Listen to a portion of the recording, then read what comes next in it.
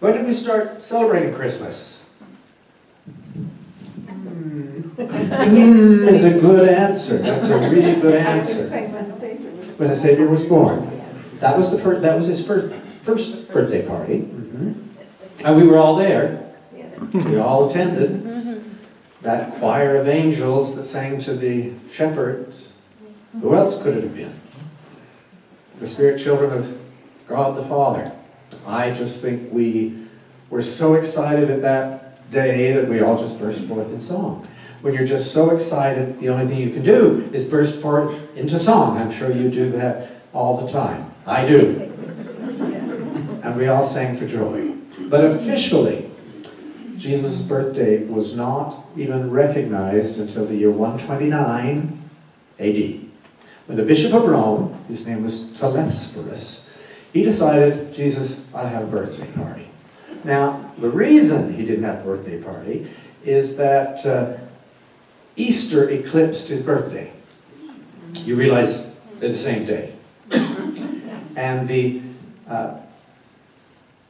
advent of his birth was really wonderful and something wonderful to celebrate, but it paled in comparison to what happened on April 6th when he rose from the dead, the first fruits of them that slept. All of us have been born into the world, but he has yet to be the first and only at this point to be raised from the dead in a resurrected state. So Telesphorus said, I want you to have a birthday party for Jesus. You can have it any day of the year except April 6th, because that day is already chosen and we have particular interest in that day. This is what he said. I don't care when you do it at all. I really don't care what you do except tell the story. And I want you to sing the song that the angels sang in Bethlehem. Now we know what that was. It was, they sang Gloria in excelsis Deo et in terra pax hominibus. Gloria in excelsis, glory to the most excellent God, and on terra, earth, peace, goodwill toward men. So that's what everyone was to sing, and I'm going to require you to sing that right now, because I know you know it in this, at least this verse, and you all have perfect Latin for this piece. If you will join me with Angels We Have Heard on High. Angels we have heard on high, sweetly singing o'er the plains, and mountains in reply, echoing their joyous strain.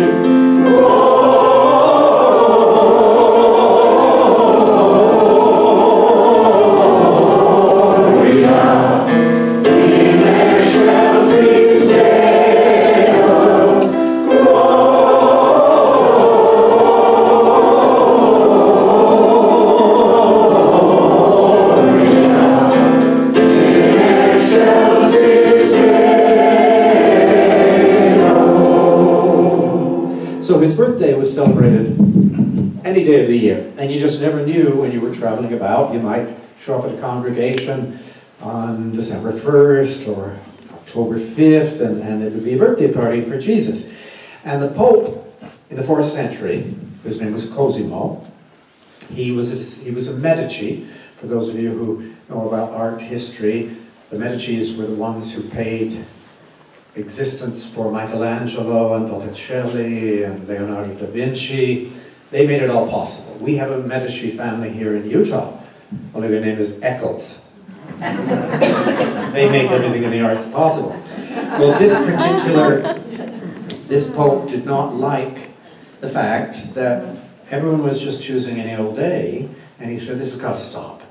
We need a consistent day where all Christendom celebrates his birthday at the same time. And he chose the worst day of the year. Literally. He chose winter solstice. The longest night, the shortest day. The day I dread, starting July 22nd. Because I know it's coming back. And if I lived in northern Norway, I would perish. That the sun doesn't even come up at all. Now you're saying to yourself, wait a minute, winter solstice is December 21st. Not really. Not back in the 4th century. It was December 25th. The reason it's the 21st now is we have this crazy calendar that has a quarter of a day every year that has to be made up somehow. And you take a millennium and a half and it works its way in interesting ways. The Jewish calendar does not have an extra quarter of a day, and that's why we can pinpoint his birth to April 6th, clear as could be. It was revelation to Joseph Smith. But to the rest of the world, they should have remembered it. The original church remembered it because they understood it was April 6th. But once Cosima chose the 25th of December, it stuck. And the world, from that point forward, has assumed that was the day he was born. That's why in Ohio, when Joseph had the saints come outside of the church and sing Christmas carols on April 6th, the neighbors were convinced that the Mormons were crazy, peculiar people, and that event launched the great persecution that would eventually expel them out of the Midwest. But if any theologian or historian had really looked into things, they would have understood that December 25th was just an arbitrary choice. It was a good one.